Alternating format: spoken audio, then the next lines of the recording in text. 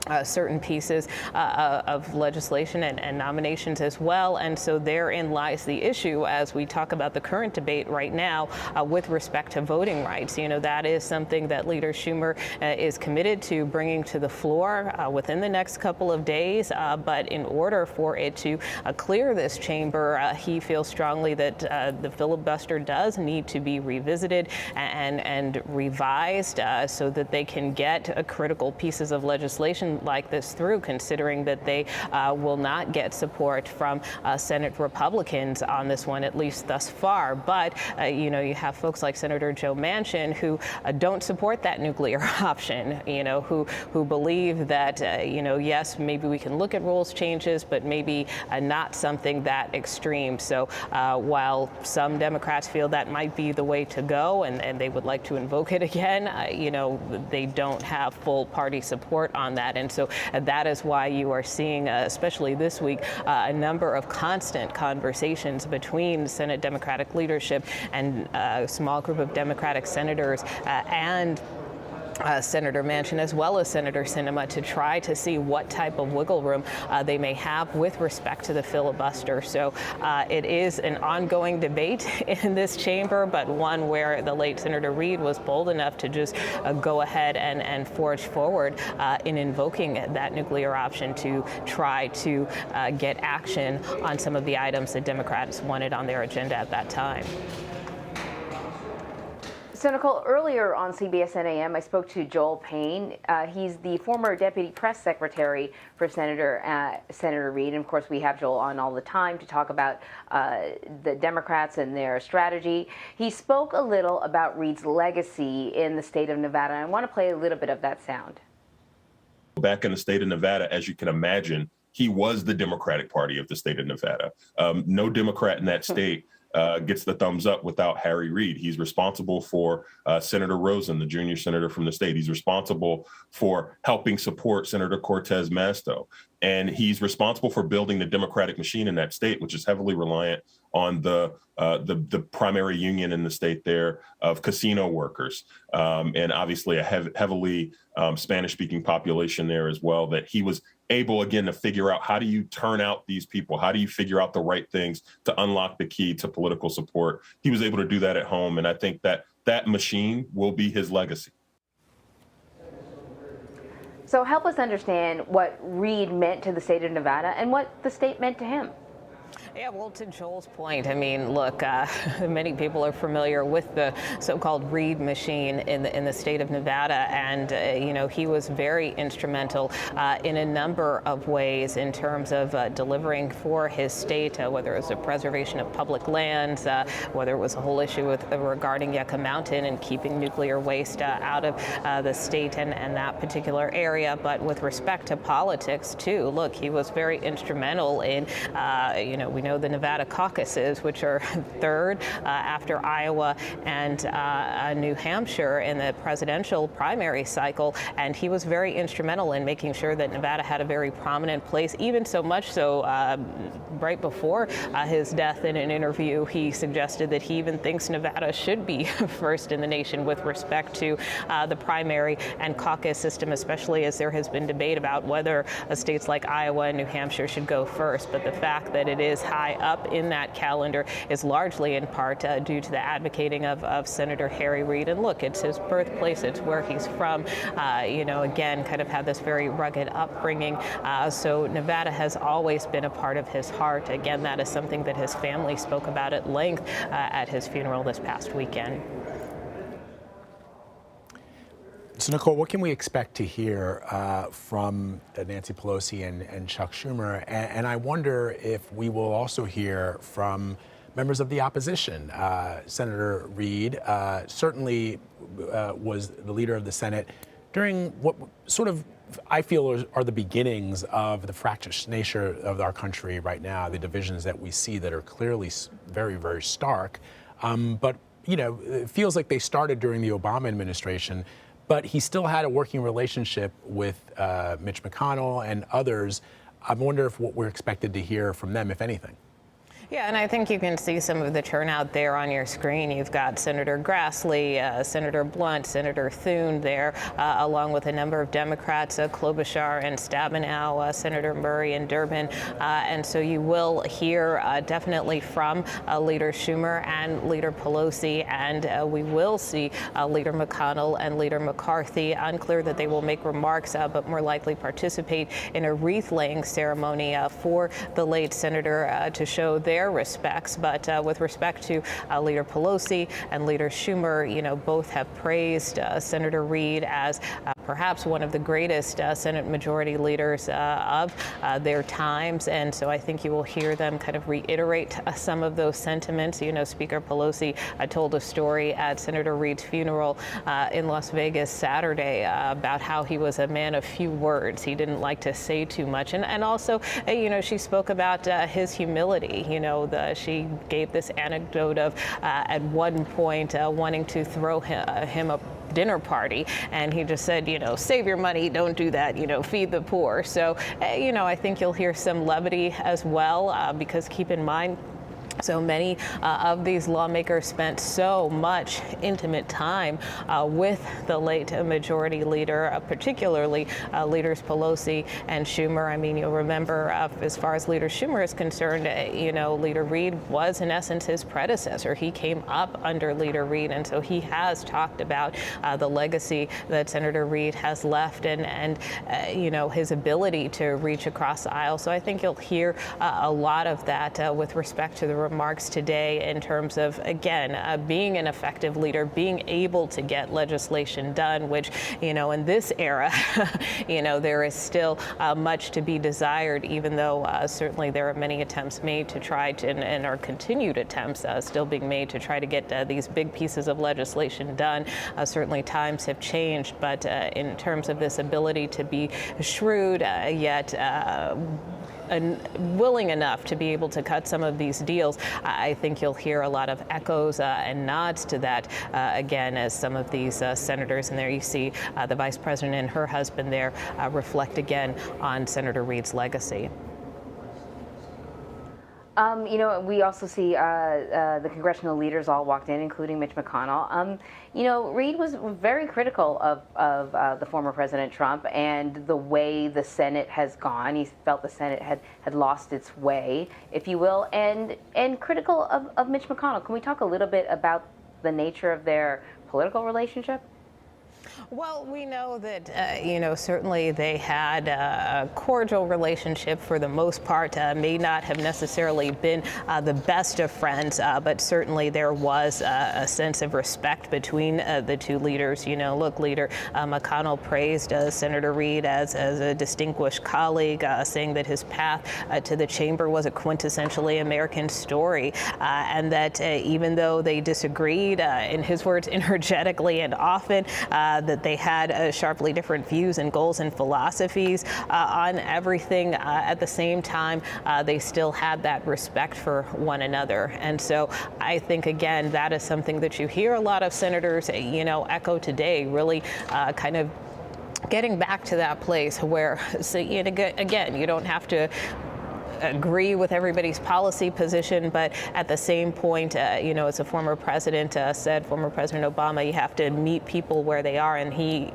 you know, that is what Leader Reid did in his view. And so I think, again, there is this desire to kind of get back to that place, not only within the Senate, but also within the House, you know, in terms of just having that mutual respect, having those respectful disagreements, but still at the end of the day, being able to get the people's work done.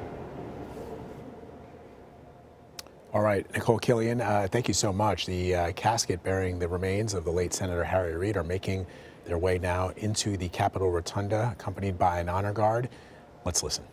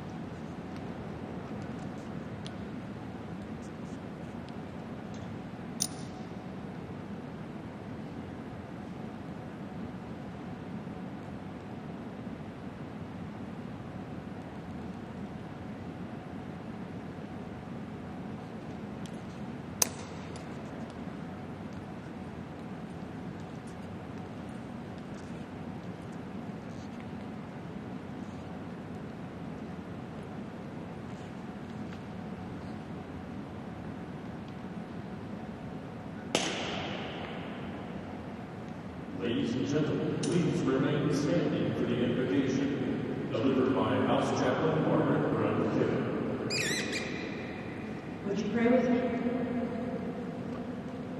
Almighty God, for the people you place in our lives and in positions of leadership in this country, we give you our deepest gratitude. For Senator Harry Reid and his fighting spirit, tirelessly scarred and carried in defense of his nation. Thank you that his journey from Searchlight, Nevada found its way to our nation's capital, that he would be given opportunity to exercise his drive and passion, and to go the distance in this political ring. Bless this gathering as we honor his legacy that has touched countless policies and people. Now as he rests from the joy of the work he has done for this country, having spoken plainly and listened well, may he hear your own well done for his faithful and devoted service to this legislative body and to this nation. Inspire in all who yet serve the same willingness to favor pragmatism, even if it risks unpopularity, and to choose a life of integrity as befits this institution. It is in your eternal name we pray. Amen. Ladies and gentlemen, please take your seats. Ladies and gentlemen, the Honorable Charles E. Schumer, Majority Leader of the United States Senate.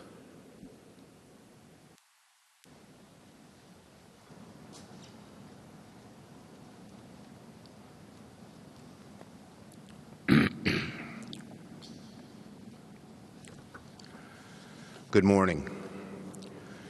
It is such an honor to speak today about my dear friend and mentor, Harry Reid of Searchlight, Nevada, as he would proudly refer to himself.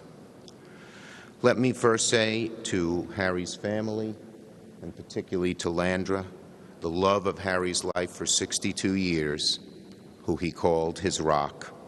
The only time I ever saw Harry cry was when he told me Landra had an awful car accident and had broken so many bones. He said over and over again as tears streamed down his cheeks, "My poor little Landra, my poor little Landra."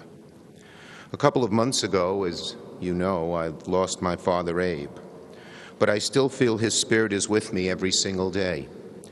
Just as I know that Harry is still with you, Landra, and your family, and with all of us today, and for many of us forevermore.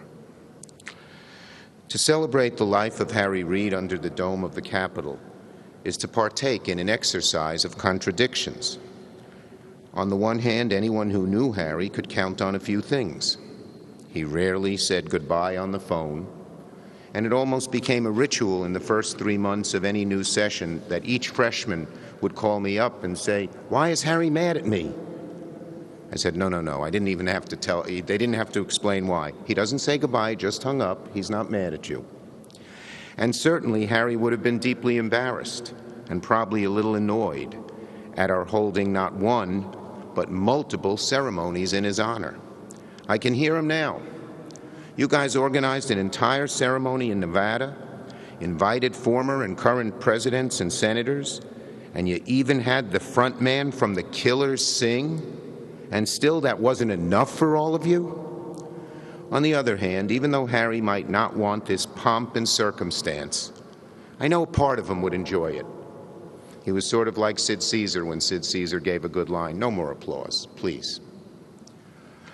My friends, we celebrate Harry Mason Reid's final return to the Capitol because we must. Few have shaped the workings of this building like our dear friend from Nevada. Few have dedicated their lives to the work of the people quite like Harry did. And today, our feelings of both loss and gratitude are immense. I got to know Harry when I came to the Senate in 1999. We couldn't have been more different. There was me, a brash Jewish kid out of Brooklyn, and there was Harry, a soft-spoken Mormon from Searchlight. We were a match made in heaven. I quickly learned that even though Harry talked softly, what he said carried the force of thunder. He was honest, he was direct, and he was original. I love the story. Back in 2012, during the Democratic National Convention in Charlotte, Harry summoned me to his hotel room late night. I rushed over and I saw Landra in the room, but before I could say anything, Harry pulled me aside into the small little bathroom. We were right on top of each other, and he lowered his voice.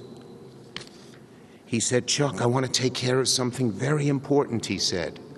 And he pulled out a wad of cash from his pocket, and he peeled off 4 $100 bills. "You've been working hard and doing the right things to become leader," he said, "but you need to dress the part. Go buy some better shoes, for goodness sakes." Later on, I asked why he pulled me into the bathroom for that conversation. His answer? So he wouldn't embarrass me in front of Landra. That was Harry Reid to a T. If you were lucky enough to be someone Harry cared about and called his friend, then he cared with you with every fiber in his being. And his generosity extended far beyond things sartorial. A few years ago, Harry called up my wife Iris and told her, "I've sent you and Chuck a special gift. It's the greatest thing. You're going to love it. It's a month's subscription to Netflix." Iris didn't have the heart to tell him we had subscribed for 4 years already. Clearly, Harry wasn't big on new technology. He didn't text. He didn't mail. And as you know, whenever he called you, he'd hang up the phone so quickly that you'd think he was allergic to telecommunications. But what Harry was really allergic to was the artifice of politics that he considered a distraction from his true passion: getting good things done in this capital.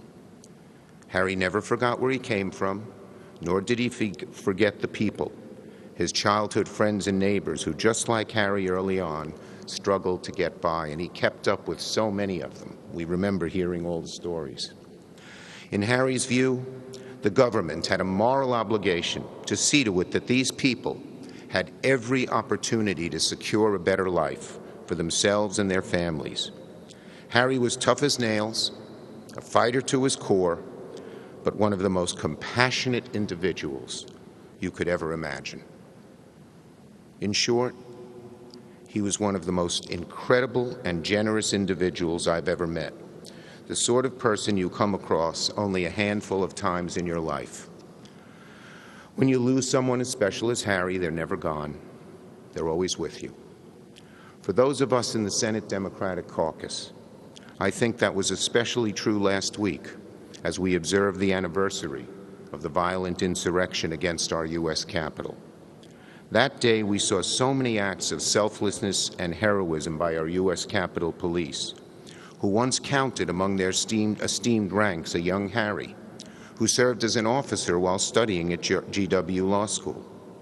In so many ways, Harry was a guardian and a steward of the Senate, literally and figuratively. He took great care of the Senate as an institution, but he also knew that the Senate had to adapt to changing times. As we confront the challenges of the coming weeks and months, I take comfort knowing that Harry is with us in spirit, walking alongside us as we continue the work he dedicated himself to for so many years. May God rest his immortal soul, and may his memory be a blessing to us all.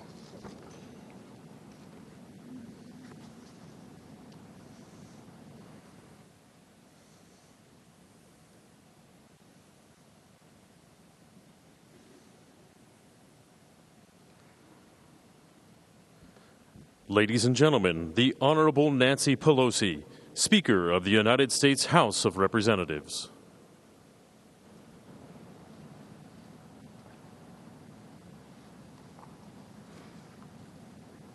Good morning, Madam Vice President, distinguished congressional leaders, and our special guest, the family of Harry Reid.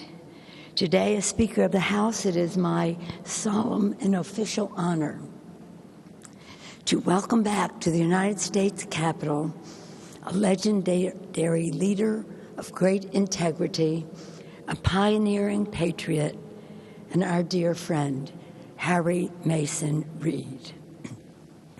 On behalf of the Congress, I extend a special welcome to his loving and wife, his rock, Londra, with whom he shared a beautiful love and happiness. Their happiness was a source of joy to all of us who love them. His dear children, Lana, Rory, Josh, Key, and Leaf, all of whom, and his grandchildren, of all of whom he was very, very proud. On Saturday, we gathered in Nevada for a celebration of Harry's life. Listening to the leadership of his church and the adoring comments of his children, it is clear that Harry's strength sprang from his faith and his family, and his patriotism springs from his love of our country and his commitment to its future. It is fitting that we pay final tribute to Harry here in the United States Capitol. It is here that he stood as a sentinel of democracy on the Capitol Police Force as he worked his way through law school. It is here where he served for more than 3 decades representing his beloved home state of Nevada, including 2 terms in the House of Representatives. Chuck always says he was decades in the Senate, and you're talking about that. And it's here where his portrait hangs in these hallowed halls, offering a source of strength and inspiration to us all. From his humble roots in Searchlight to the spotlight of Capitol Hill, his entire life was defined by defying long odds. The 12 years that he and I served together as leaders in our respective houses, it allowed me the privilege of watching him defy those odds every day. Indeed, to see him lead and legislate was to see a master at work, with a brilliant strategic mind, command of the rules, and respect for his senators. And despite long odds, with his leadership in the Congress, working together with President Obama and then Vice President Biden, we forged great progress for American families. The American Recovery Act, the Dodd-Frank reforms, and the Affordable Care Act, to name a few. And as we all know, Harry truly loved his home state of Nevada. Over his entire career, he fought tirelessly for Nevada in every possible way for its working families, whether preserving its natural environment or protecting its political environment, including its coveted role in the presidential selection process. As one who served for more than 12 years, there's much more I want to say about Harry. But as you all know, he was a man of a few words, and he would want us all to be of a few words. As has been referenced by Leader Schumer and others who knew him, when we spoke on the phone nearly every day, legislative day, and sometimes more than once a day.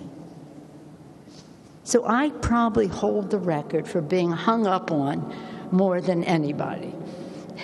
Many times I would call him back and say, Harry, I was only beginning to thank you and praise you for what you had done. I don't want to hear it.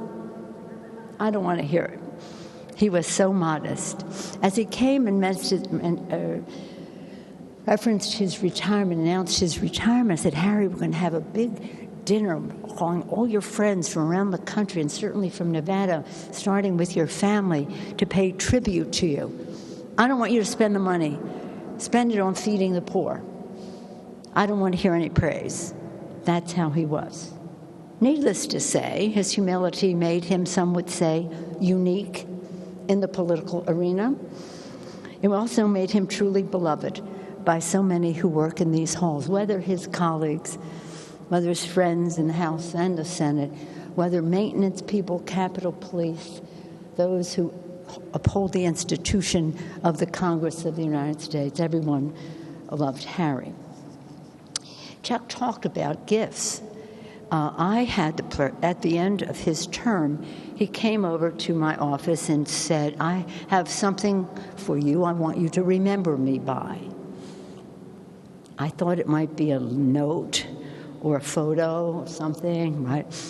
Instead, he brought in and unwrapped a bald eagle, an American symbol, a bald eagle, stuffed, but still with the breeze fluttering its wings. I said, Harry, what happened? Did you go hunting and accidentally shoot a bald eagle, an endangered species? He said, no. He flew into a live wire, so I call him Sparky. I said, okay, well, except it's then Sparky, but with his permission, and appropriately, we have named him Harry. Sparky flew from the leader's office to the Speaker's office, now Harry. As we know, before Harry entered the political arena, he could hold his own in the boxing ring. So it is fitting to close, I think, by quoting Muhammad Ali, whom Harry admired and whose immortal words capture Harry's fighting spirit. Muhammad Ali said, impossible is not a declaration, it is a dare. Harry would be the first to admit that he wasn't the biggest, the loudest, or the strongest, but he was tough and relentless. He conquered the impossible, and he made the world a better place. Harry Reid made the world a better place. History will remember him as one of the most consequential Senate majority leaders of all time. But those of us fortunate enough to know him and love him will remember also his character and compassion, his goodness. His goodness. To his many loved ones, thank you for sharing Harry Reid with the country and with the Congress. May it be a comfort to you, Landra, to your beloved children and grandchildren and great-grandchild, and the great state of Nevada, that grateful nation mourns your loss, that so many people are praying for you at this sad time. God truly blessed America with the life and leadership of Harry Reid. Leader Harry Reid, may he rest in peace. Thank you.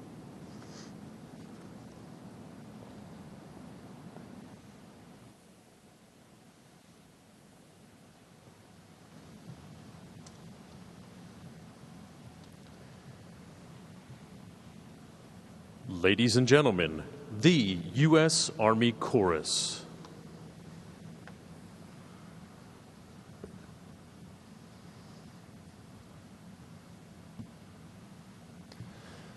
Going home, I'm a-going home.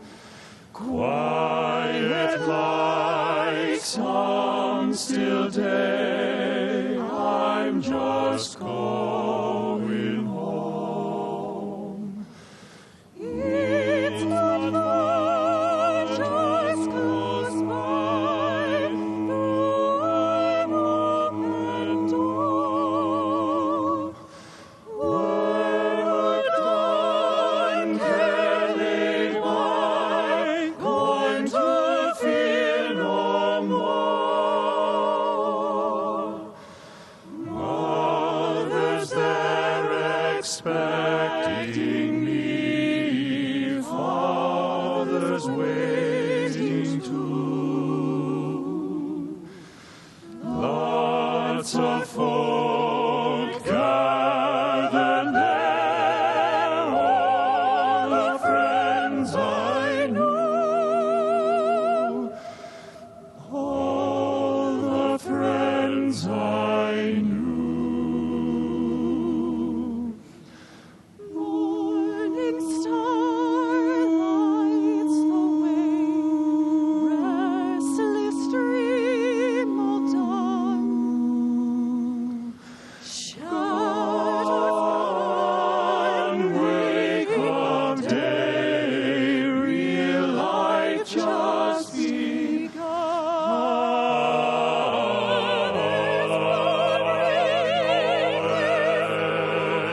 just living wide away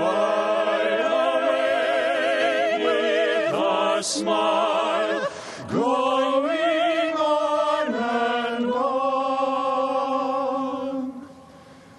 going on and on.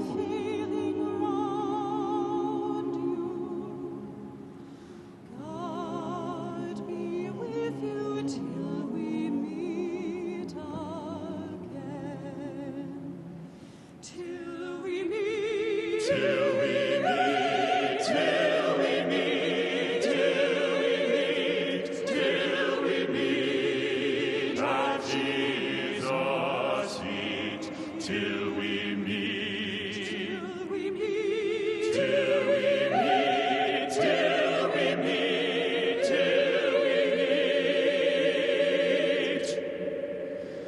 God be with you till we meet again.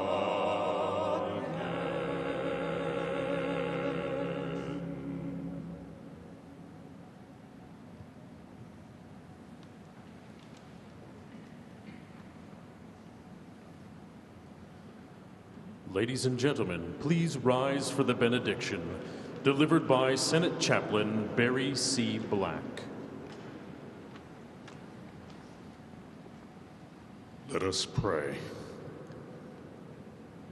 God, be with us until we meet again with Harry Reid in that land beyond sun, moon, and stars, where the days know neither dawn nor darkness.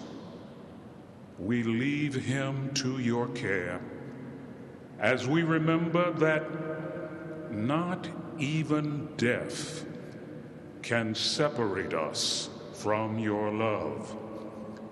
We pray for the love of his life and the wind beneath his wings, precious Landra. Comfort her with the balm of your grace, and may she feel your palpable embrace. Lord, we pray for the children, grandchildren, and great-grand. Sustain them in all of their tomorrows. Now unto him who is able to do exceedingly abundantly, above all that we can ask or imagine, according to his power working in us. To him be glory, majesty and might, dominion and power, forever and ever. Amen. Ladies and gentlemen, please remain at your seats until escorted to pay your respects by the Sergeants at Arms staff.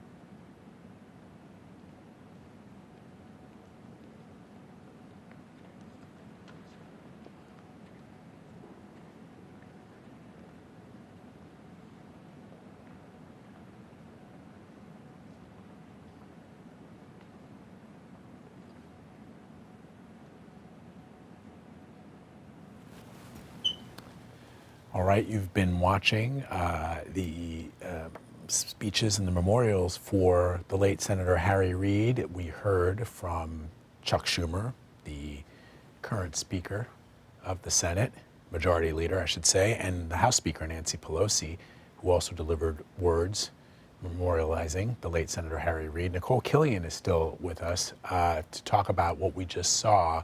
Nicole, what are your impressions of some of the words that we've heard today memorializing Senator Harry Reid?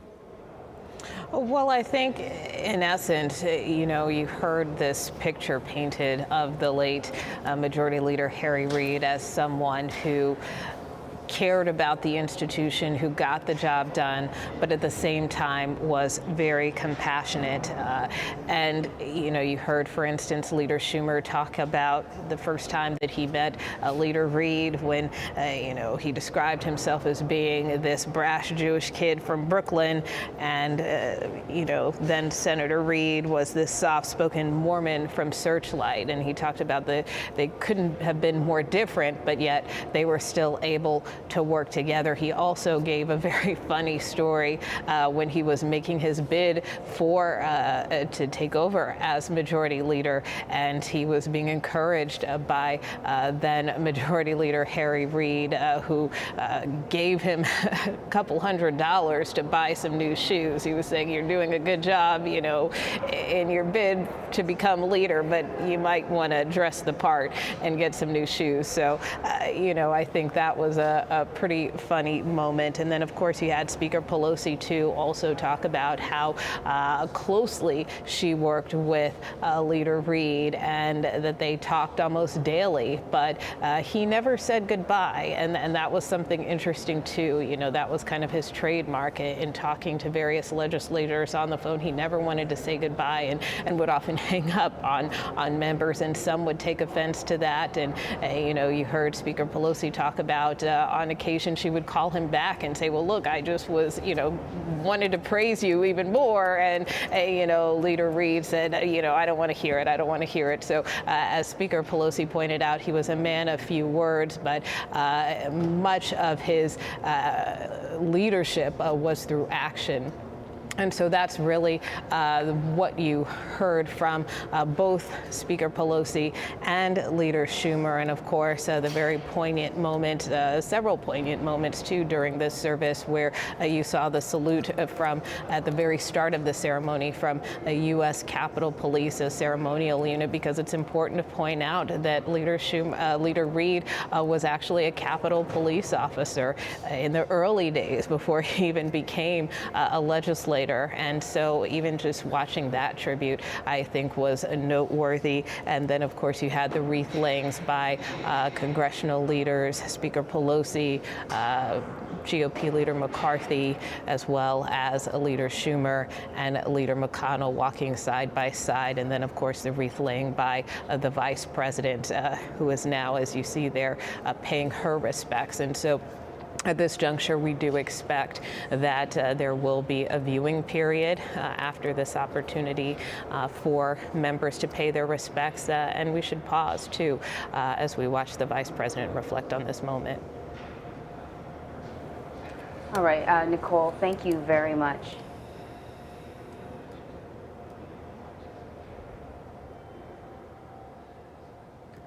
So the White House COVID-19 team and top public health officials took questions moments ago during their virtual briefing on the nation's coronavirus pandemic response. Let's play some of that.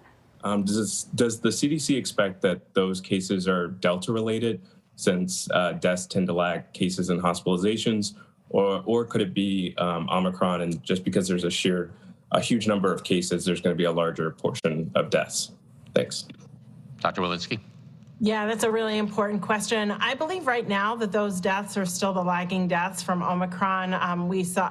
From Delta, the lagging deaths from the Delta wave. We have seen, as you noted, that death rates are down from Omicron of about 91%. And we will need to follow those deaths over the next couple of weeks to see the impact of Omicron on mortality. As you note, given the sheer number of cases, we may see that deaths from Omicron. But I suspect the deaths that we're seeing now are still from Delta. Next question, please. Go to Allison Aubrey at NPR.